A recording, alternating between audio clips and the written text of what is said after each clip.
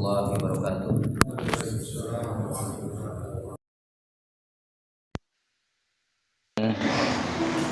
Wassalatu wassalamu ala asyrafil anbiya'i wal mursalin Nabiyyina Muhammadin wa ala alihi wa sahbihi ajma'in.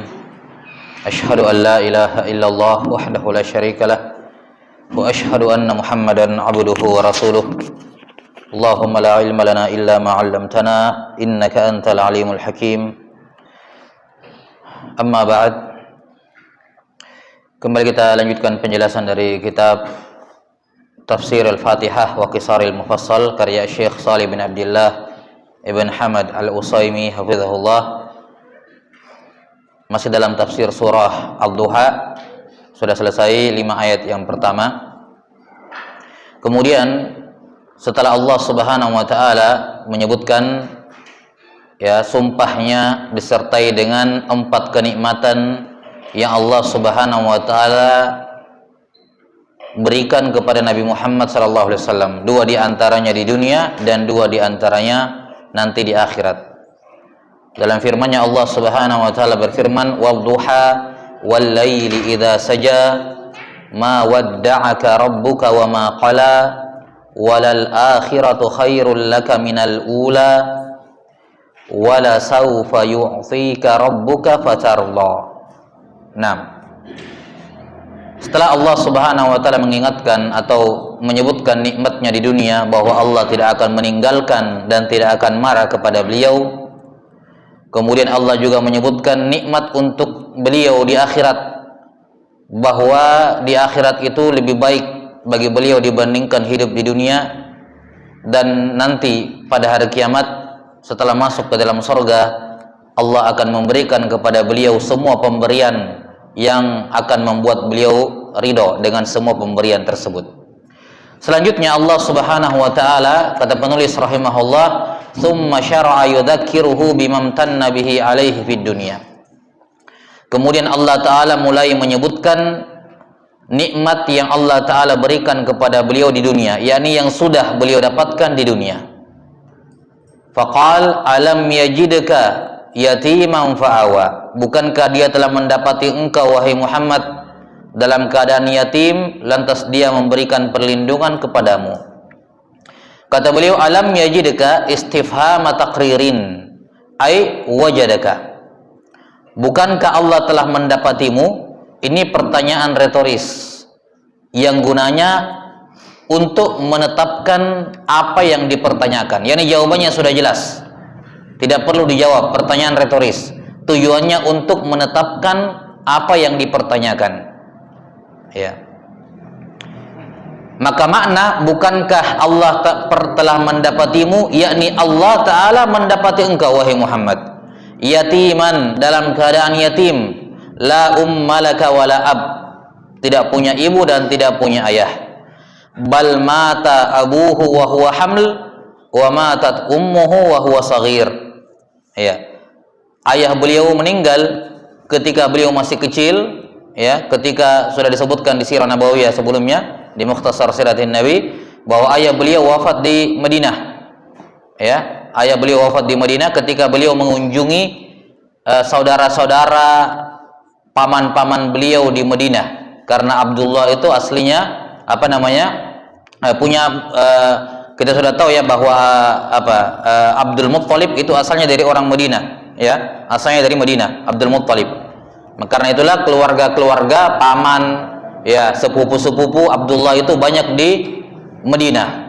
Nah, ketika tiba di sana beliau terkena demam, yang sudah kita sebutkan dulu bahwa Madinah itu sebelum Nabi Muhammad SAW mendoakan untuk Madinah itu merupakan kota paling mematikan di Jazirah Arab. Kota paling mematikan dengan penyakit demam yang luar biasa. Semua orang Mekah yang hijrah ke Madinah merasakan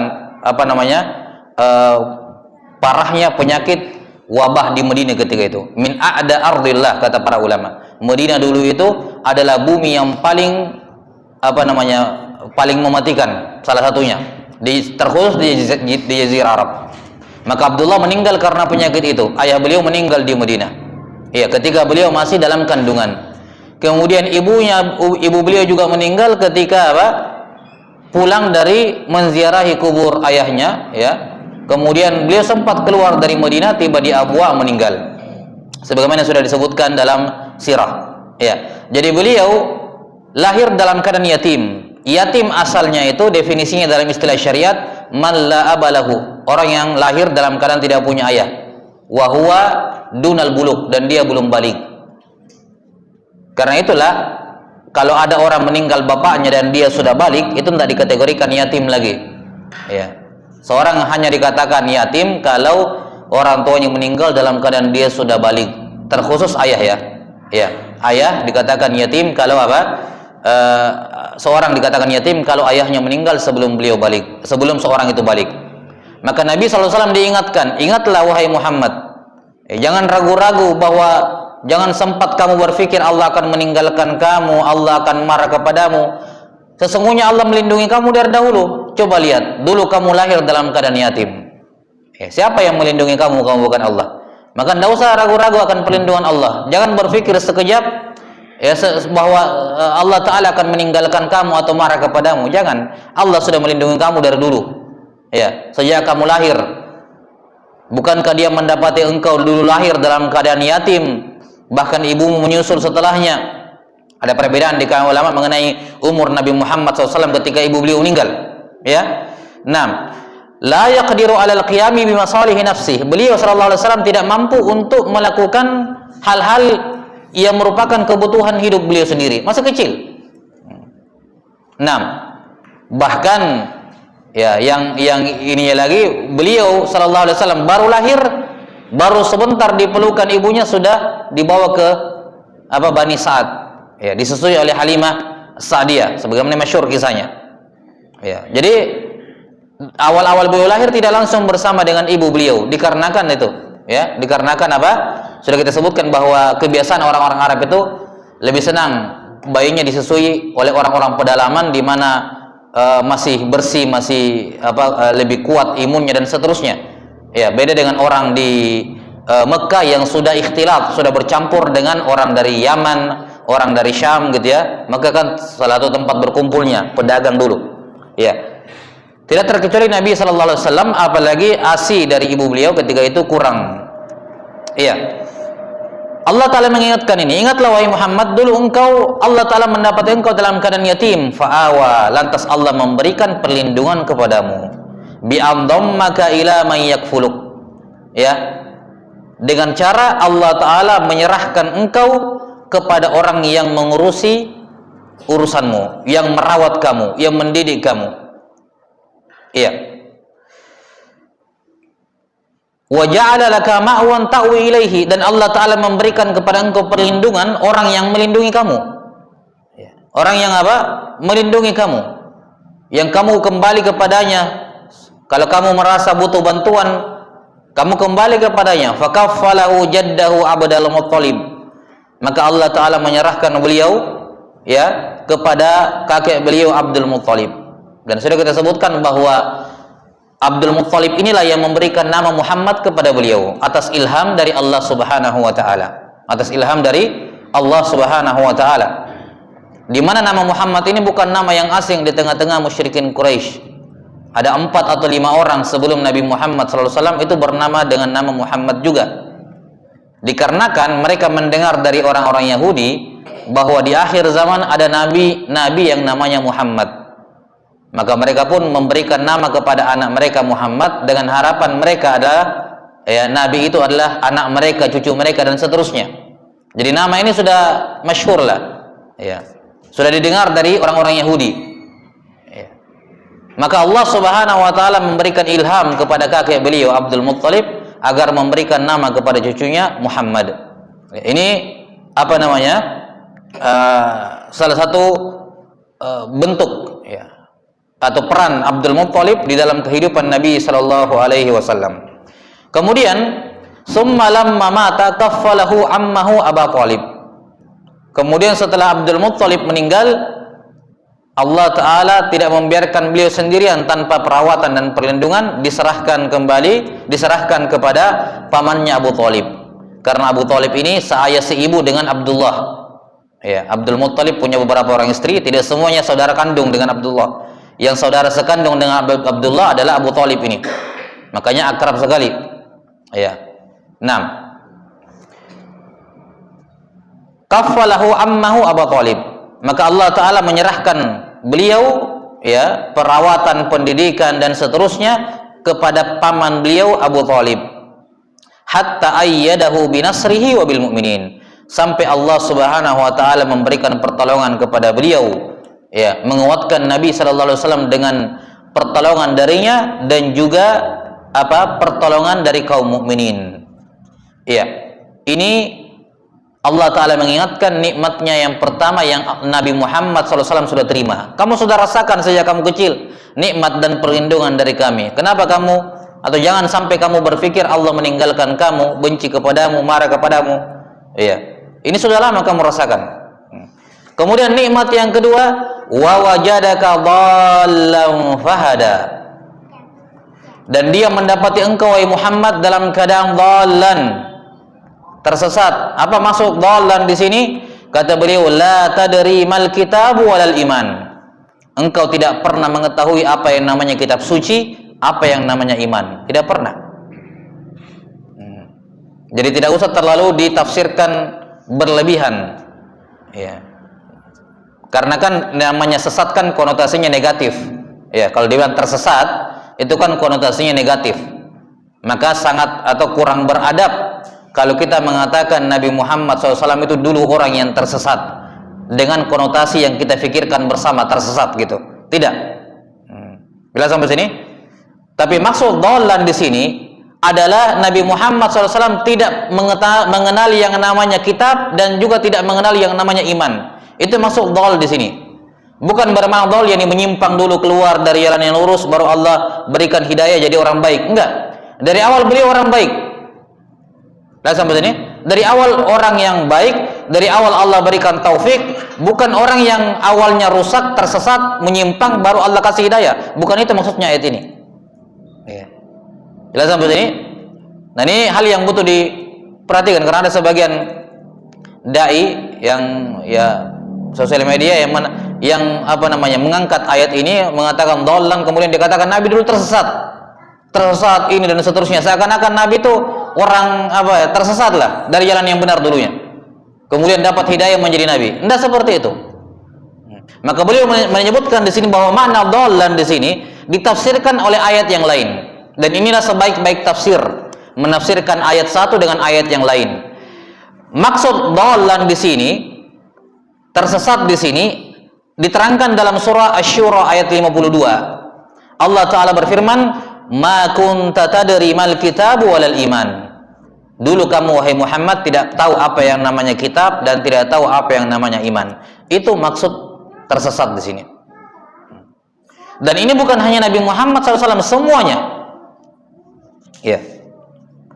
Nabi SAW tidak tahu namanya kitab, beliau tidak tahu menulis, tidak tahu membaca, ya, buta aksara beliau. Tidak tahu membaca, tidak tahu menulis, tidak tahu membuat syair. Padahal keluarga besar Abdul Muttalib itu para penyair hebat semuanya. Keluarga besar Abdul Muttalib hampir semuanya penyair. Nabi SAW tidak tahu sama sekali bersyair, membuat syair itu tidak bisa sama sekali. Kalau orang-orang di zaman belakang kan, sampai di zaman sekarang kan, iya. 6. Ada namanya ilmu arud. Orang bukan orang Arab bisa belajar bikin syair. Nabi Muhammad SAW tidak bisa bikin syair, nggak bisa. Lihat sampai sini. Beliau tidak pernah kenal kitab suci sebelumnya. Makanya tuduhan-tuduhan, ya, tidak pernah tuduhan-tuduhan yang ditujukan kepada Nabi SAW dalam hal ini terbantahkan. Bahwa Nabi Muhammad SAW mengambil Quran itu dari kitab suci sebelumnya. Dia belajar dari orang Yahudi, dia membaca dan seterusnya. Ini terbantahkan semua dengan kenyataan bahwa Nabi SAW buta aksara. Bagaimana cara mau belajar, mau membaca, apalagi menulis kitab sehebat ini, gitu ya, Al-Quran? Tidak mungkin. Wa wajadaka dhallan fahada. Dulu Allah Ta'ala bukankah Allah mendapati engkau dalam keadaan tidak tahu apa itu kitab, tidak tahu apa itu iman? Fahada, lantas Allah berikan hidayah kepadamu. Fadallaka wa arsyadak, Allah memberikan petunjuk dan tuntunan kepadamu. wa anzala 'alaikal kitaba wal hikmata wa 'allamaka ma lam takun ta'lam wa kana fadlullahi 'alaika katsira atau kabira. Ya. Dan Allah Ta'ala menurunkan kepada engkau kitab dan hikmah. Kitab yakni Al-Quran, hikmah adalah hadis. Hikmah adalah hadis. Wa 'allamaka ma lam takun ta'lam, dan Allah mengajarkan kepada engkau, kepada kamu apa yang semua hal yang kamu tidak tahu sebelumnya. Iya. Ini nikmat yang kedua. Jadi sekali lagi, Nabi Muhammad SAW adalah orang sebelum menjadi Nabi sudah punya rekam jejak yang sangat bagus sebelum diangkat menjadi Nabi, ya kan? Kita sudah tahu bagaimana beliau digelari Al-Amin, bagaimana beliau dijadikan penengah dalam sengketa 4 suku Quraisy dalam menaikkan Hajar Aswad kembali setelah Ka'bah direnovasi, ya. 6. Bagaimana beliau tidak pernah sekalipun menyembah berhala. Walaupun beliau belum kenal apa itu, beliau dapat agama seperti ini, tapi dari awal beliau tidak suka dengan menyembah berhala. Allah tanamkan itu, sebagaimana Nabi Ibrahim alaihissalam ditanamkan. Ya. Dan ini luar biasa. Bayangkan kalau kita lahir di satu lingkungan, ya, suatu keluarga besar tradisi yang seperti itu bertahun-tahun atau berabad-abad bahkan sudah seperti itu, tiba-tiba lahir, itu kan kalau bukan hidayah dari Allah Ta'ala, dia akan ikut, itu pasti. Maka Nabi Muhammad SAW sejak kecil tidak pernah tersentuh dengan yang namanya kesyirikan. Tidak pernah beliau menyembah Lata, Uzza dan Manat, tidak pernah. Tidak pernah ikut dalam ritual-ritualnya. Ya, tidak pernah beliau menampakkan auratnya. Sebagaimana yang masyhur dalam Sahih Bukhari dan selainnya, ya, kisah-kisah bagaimana Nabi SAW dijaga oleh Allah Ta'ala sebelum beliau menjadi Nabi.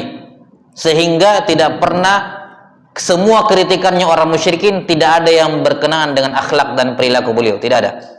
Kalau kita lihat dalam Al-Quran, lihat kritikannya apa? Penyihir, penyair, orang gila, ya, tidak ada dibilang peminum khamar, pembohong, atau suka main judi, tidak ada.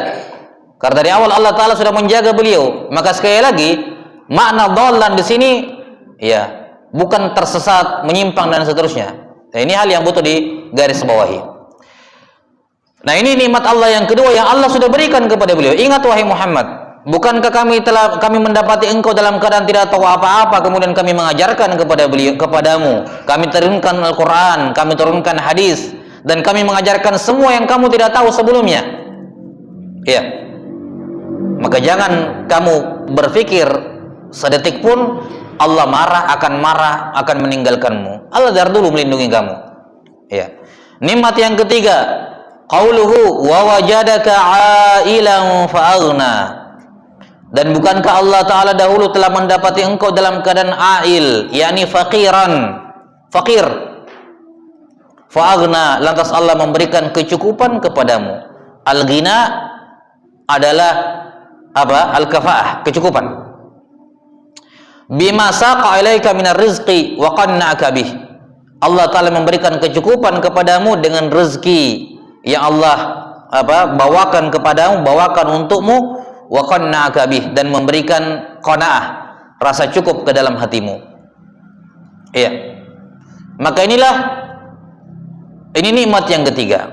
Beliau dilahirkan, ya, didapati oleh Allah Ta'ala dalam keadaan ail, dalam keadaan miskin, tidak punya apa-apa. Kemudian Allah Subhanahu wa Ta'ala memberikan kecukupan. Dan kecukupan ini Allah Subhanahu wa Ta'ala berikan 2 jenis kecukupan yang membuat beliau menjadi orang yang paling kaya di dunia. Yang pertama, kecukupan dari sisi rezeki, dan yang kedua, kecukupan di dalam hati. Kecukupan yang bersifat zahir, yakni berupa rezeki yang datang, dan yang kedua, kecukupan di dalam hati, yakni merasa cukup. Ya. Al-qanaah. Jadi ar-rizqu wal qanaah.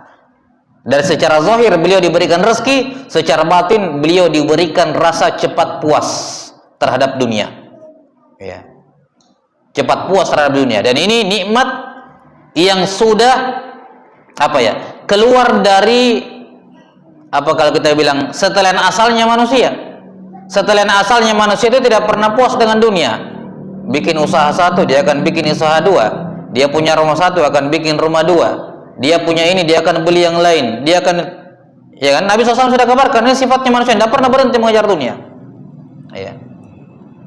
Lau kana libni Adam wadiyan min dhahab, lau kana libni Adam wadi min dhahab, la habba yakuna lahu wadiyan, wa la yamla'u fahu illa turab, wa yatubu Allahu ala man tab. Kata Nabi SAW, seandainya anak Adam, manusia, semuanya ini sifat manusia, sifat asalnya mereka. Mereka punya satu gunung emas, tapi belum ada orang yang seperti ini. Belum ada orang yang punya satu gunung emas. Tapi seandainya itu terjadi, hatta walaupun itu terjadi, tidak ada puasnya. Tidak ada puasnya.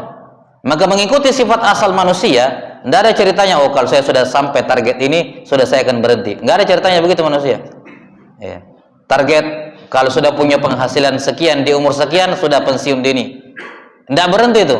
Itu cuma target di awal, akan ada selanjutnya, karena sifat manusia tidak pernah berhenti. Kata Nabi SAW, seandainya ada orang, manusia sudah punya gunung emas, dia akan cari gunung emas yang kedua, kan begitu. Prinsipnya orang kafir kan seperti itu. Nah, ada uang, jangan ditabung. Prinsip menabung pangkal kaya itu sudah lama, putar uangnya supaya berkembang lagi. Ya. Ini kan prinsip seperti itu. Jangan pernah berhenti untuk memutar supaya berkembang terus. Nah, itulah prinsipnya. Anak Adam manusia seperti itu asalnya, tidak pernah berhenti puas dengan apa yang dia dapatkan. Kata Nabi SAW, seandainya anak Adam punya satu gunung emas, dia akan cari yang kedua. Itu sifatnya dia. Tidak akan pernah berhenti. Apa yang bisa membuat anak Adam puas? Kata beliau, wala yamla'u fahu illa turab. Tidak ada yang bisa memenuhi mulutnya, menyumpal mulutnya dan dia berhenti makan kecuali tanah kuburan. Ini meninggal, baru berhenti.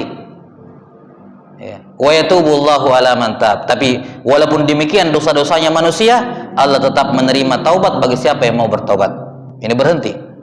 Ya. Ini tabiatnya manusia. Nabi Muhammad SAW sebaliknya sudah mendapatkan apa? Anugerah yang luar biasa.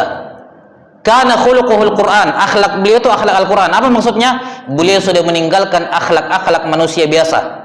Akhlak beliau itu yang sesuai dengan standar manusia biasa, yang buruk-buruk beliau sudah tinggalkan dan merubah akhlak beliau mencocoki Al-Quran. Karena itulah kalau dibilang siapa manusia yang paling kaya di zaman itu, siapa lagi kalau bukan Nabi SAW. Beliau punya penghasilan untuk beliau pribadi 1/5 dari harta ghanimah, khumus, 1/5 dari harta rampasan perang yang jumlahnya bukan kita bilang satu kali perang itu miliaran triliunan. Kalau perang itu ghanimahnya, beliau 1/5-nya. Kurang kaya apa? Ya kan? Kurang kaya apa Nabi SAW? 1/5 setiap kali perang ada rampasan untuk beliau 1/5-nya. Khumus. Ada fai juga sama. Belum lagi hadiah-hadiah dari para sahabat dan seterusnya. Jadi kurang kaya apa? Utsman bin Affan kita tahu bagaimana kekayaan beliau, tapi apa? Mereka meninggal dalam keadaan tidak, ya. Semuanya apa? Semuanya sifatnya akhirat. Investasinya akhirat, pengembangannya ke arah akhirat, bukan ke arah pengembangan duniawi. Karena itu sifat manusia, ya, yang sudah ditinggalkan oleh Nabi SAW dan para sahabatnya. Karena itulah Abu Hurairah radhiyallahu anhu ketika menceritakan beliau pakai pakaian dari katun. Katun itu mahal, luar biasa mahalnya di zaman itu. Datang dari Syam, ya, ke Madinah dijual. Pakaian mahal, pakaian impor lah. Ya, beliau pernah pakai katun di zaman ketika Nabi SAW sudah meninggal. Kemudian beliau buang dahak di bajunya. Dahak dibuang di baju mahal kayak gitu. Ya. Kemudian kata beliau radhiyallahu anhu, bakhin. Ya, wah sekarang Abu Hurairah sudah hebat, sudah punya ini. Padahal dulu dia pernah pingsan di depan apa? Di depan mimbarnya Nabi SAW karena kelaparan. Ya. Kemudian Muawiyah bin Abi Sufyan radhiyallahu an, ya, di zaman Nabi SAW kayak apa? Setelah Nabi Muhammad SAW meninggal, beliau punya uang beberapa kantong dinar ditaruh aja di pojok rumahnya. Setiap ada yang datang disuruh ambil. Ya. Nah, maka diingatkan oleh Allah Subhanahu wa taala keadaan ini, bahwa dulu kamu itu miskin. Apa yang kamu miliki dulu? Ingat Allah Subhanahu wa taala yang memberikan kepadamu semua yang kamu miliki sekarang, wahai Muhammad. wahai kaum muslimin, kaum mukminin, kamu dulu dalam keadaan tidak punya apa-apa, kemudian Allah Ta'ala fa'aghna, berikan kepadamu kecukupan. Nah, kecukupan yang dibutuhkan oleh seorang muslim dua ini, cukup dari rezeki dan cukup dalam hati. Ya. Kalau dia diberikan kecukupan dalam hati, alhamdulillah, rezeki itu pasti akan cukup. Nah, yang agak celaka ini kalau dia hanya diberikan kecukupan rezeki tapi tidak diberikan kecukupan dalam hati, dia akan mencari-cari terus sampai tidak ada habisnya. Ya. Maka yang penting diminta dari Allah Subhanahu wa taala adalah rasa qanaah, kecukupan di dalam diri terhadap rezeki yang Allah Ta'ala berikan. Karena rezeki kan tidak pernah kurang dan tidak pernah lebih, kan begitu. Itu prinsip kaum muslimin, akidah kaum muslimin. Rezeki itu tidak pernah bertambah dan berkurang. Rezeki itu tidak pernah bertambah dan tidak berkurang, tidak akan lebih dan tidak akan kurang. Namanya rezeki sudah selesai dituliskan takdirnya. Maka yang dibutuhkan adalah rasa cukup dengan takdir tersebut. Iya. Maka Allah Ta'ala mengingatkan, bukankah dia telah mendapati engkau Muhammad dalam keadaan miskin dulu, tidak punya apa-apa, kemudian lihat keadaanmu sekarang. Fa'aghna, Allah berikan ghina, kecukupan kepada beliau, bahkan kekayaan, bukan kecukupan lagi, kekayaan. Ya. Naam, wa qanna'aka bih, dan Allah memberikan qanaah, sifat rasa cukup kepada beliau. Ya. Karena itulah Nabi SAW itu prinsipnya, beliau ada tabungan. Ya, bukan dikatakan Nabi SAW tidak nabung, ada tabungan. Tapi prinsipnya beliau kalau sudah ada gonimah, 1/5 dari gonimah itu yang luar biasa banyaknya, beliau sudah keluarkan nafkah untuk istri-istri beliau setahun. Dikeluarkan. Misalnya dalam bentuk korma yang bisa disimpan lama atau gandum yang bisa disimpan lama, dikeluarkan. Ya, itu tidak setiap tahun seperti itu. Tidak setiap tahun. Kadang kalau lagi banyak sudah dipisahkan. Ya, dari 9 istri beliau kebutuhan makan setahun berapa sudah dikeluarkan. Setahun itu untuk tabungan setahun, sisanya disedekahkan seluruhnya. Ya. Itu tabungannya Nabi SAW.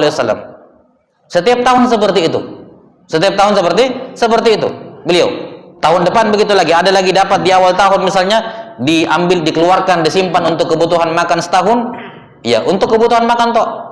Ya, setelah itu dikeluarkan. Ya tentu saja di zaman sekarang ya, kalau ada yang bisa seperti itu walillahilham. Tapi kan bukan juga dituntut harus seperti itu. Tapi intinya adalah seorang harus merasa cukup dengan apa yang Allah berikan, tidak kemudian mengikuti sifat manusiawi dia yang tercela tersebut dan ya, mengejar dunia, memburu dunia dan tidak ada habisnya. Dan dia hanya akan berhenti ketika dia menelan tanah kuburan. Kata Allah Subhanahu wa ta'ala. Kemudian nikmat,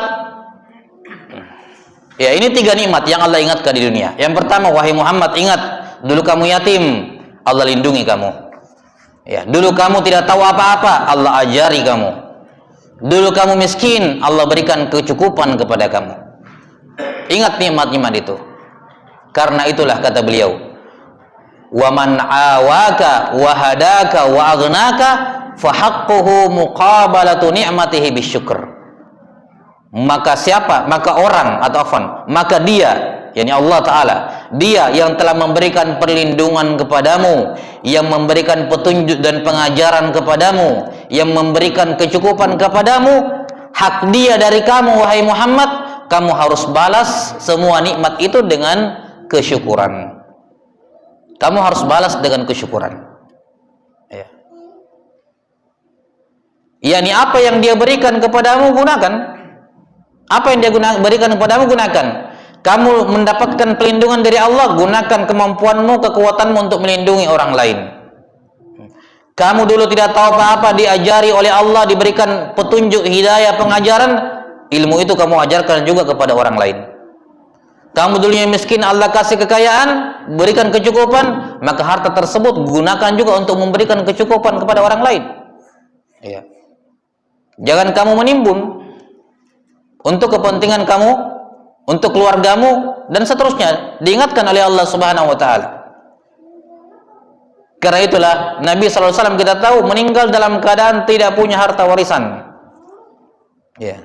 Tidak punya harta warisan, karena prinsip beliau seperti itu.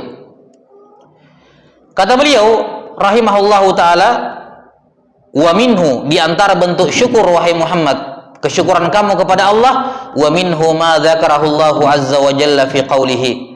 Ya. Bagaimana caranya kamu bersyukur? Dengan apa yang disebutkan oleh Allah di sini. Pada firman-Nya, fa ammal yatima fala taqhar, ay la taghlibhu musi'am muamalatah. Adapun anak yatim, ingat kamu dulu yatim, Allah berikan perlindungan kepada kamu, maka ketika ketemu anak yatim, la taqhar, jangan kamu merendahkan dia ya dengan cara berbuat buruk ketika bermuamalah dengan dirinya, bersosialisasi dengan anak yatim. Ya. Ingat kamu dulu yatim, maka perlakukan anak yatim dengan baik juga. Ya. Karena itulah Nabi SAW bersabda, ana wa kafirul yatim kahatain fil jannah. Ya, saya dan orang yang merawat anak yatim itu seperti ini di dalam surga, dekat. Ya. Karena beliau juga pernah yatim, tahu betul rasanya. Allah ingatkan itu. Kamu dulu yatim, Allah berikan perlindungan kepadamu, maka kamu harus berikan perlindungan kepada anak yatim. Ada anak yatim jangan direndahkan, dimuliakan anak yatim tersebut. Wa ammas sa'ila fala tanhar. Ingat dulu kamu miskin, tidak punya apa-apa, Allah berikan kecukupan lewat istrimu, lewat Khadijah, lewat khumus 1/5 dari harta ghanimah, fai dan seterusnya. Kamu dulu miskin, maka wa ammas sa'ila an dinin aw dunya fala tanhar ay tazjur. Balik li hajatahu aw ruddahu birifq. Maka kalau ada orang datang minta kepadamu, wahai Muhammad, terserah minta apa saja. Minta dalam perkara agama, minta pengajaran dalam acara agama, atau minta sesuatu dari kebutuhan dunia, fala tanhar, jangan kamu hardik, jangan kamu usir.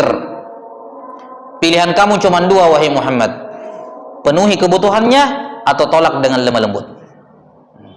Tolak dengan lemah lembut. Ini di awal Islam. Ketika Madinah belum kaya lah kalau kita katakan. Dulu di awal Islam kalau ada orang minta, Nabi sallallahu alaihi wasallam tidak punya, ya ditolak dengan halus. Ya. Tapi setelah Madinah cukup kuat, sudah mulai ekspansi keluar, ya, maka Nabi sallallahu alaihi wasallam tidak pernah berkata tidak kepada siapapun yang meminta. Ya. Kalau ada sekarang, beliau akan kasih saat itu juga. Ya. Kalau tidak ada, beliau katakan kepada orang itu, kalau kamu butuh sekarang, kamu pergi ke penjual ini, apa yang kamu butuhkan, kamu pergi ke sana, ngutang atas nama saya, Muhammad yang ngutang. Ya. Kalau masih bisa ditunda kebutuhanmu, tunda dulu. Nanti akan ada harta datang, saya akan berikan kepada kamu. Ya, wallahu alam bissawab. Azan dulu.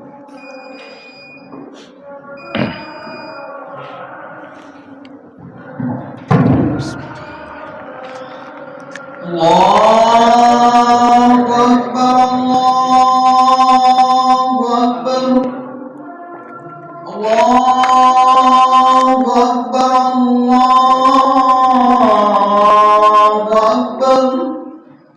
Asyhadu an la ilaha illallah. Asyhadu an la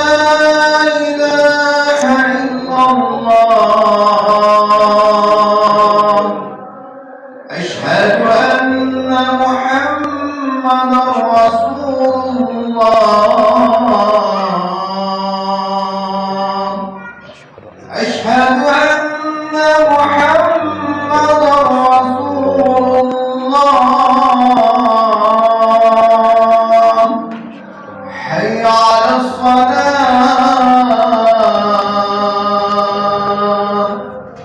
حي على الصلاة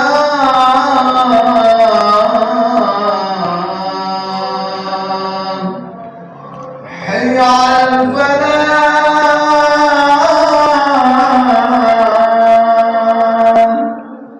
حي على الفلاح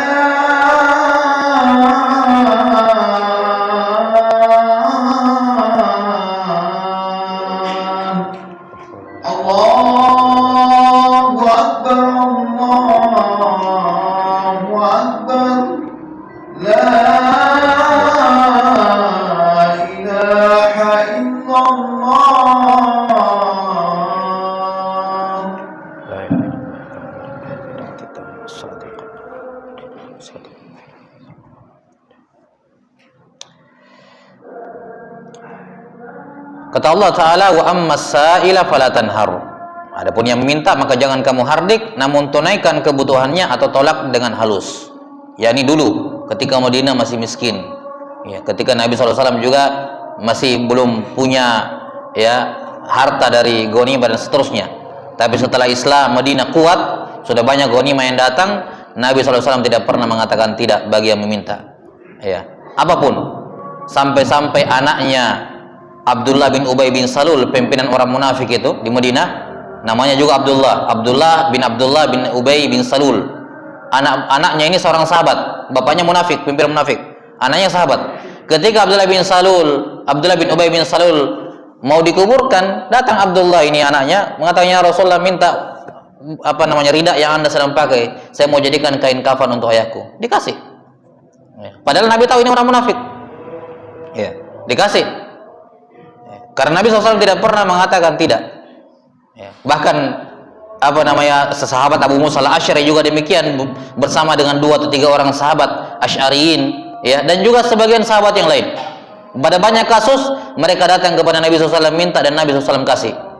Ada yang mengatakan, sekarang saya belum ada, kalau kamu belum buru-buru tunggu, nanti kalau datang harta saya akan kasih.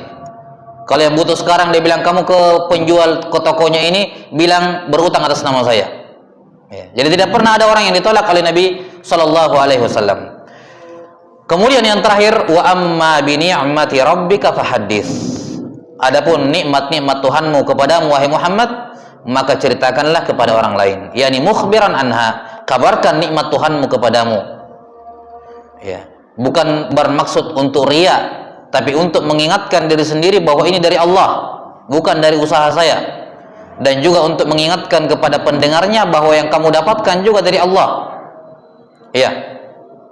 Kalau dia niatkan riya, ya lain lagi masalahnya. Maka di sini at-tahdits bi ni'matillah, menceritakan nikmat Allah Ta'ala, ini salah satu bentuk kesyukuran. Salah satu bentuk syukur dengan mulut, selain mengucapkan alhamdulillah wa syukrillah, adalah dengan menyebut nikmat tersebut di hadapan. Alhamdulillah, ya Allah Ta'ala tahun ini berikan saya ini, alhamdulillah, ya, disebutkan.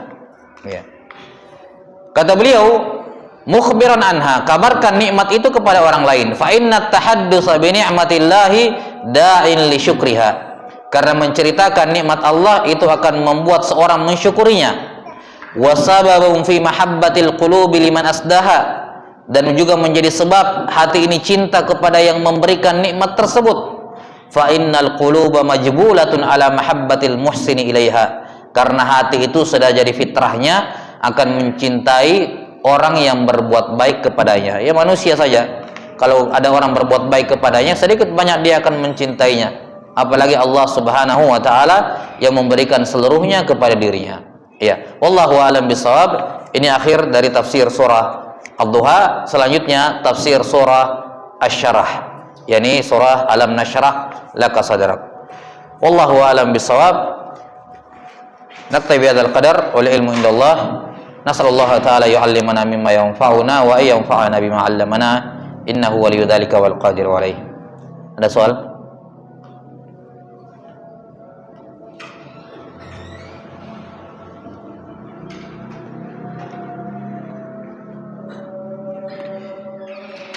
Iya, kita cukupkan. Sallallahu ala nabiyyina Muhammadin wa ala alihi wa sahbihi wasallam. Alhamdulillahirabbil alamin.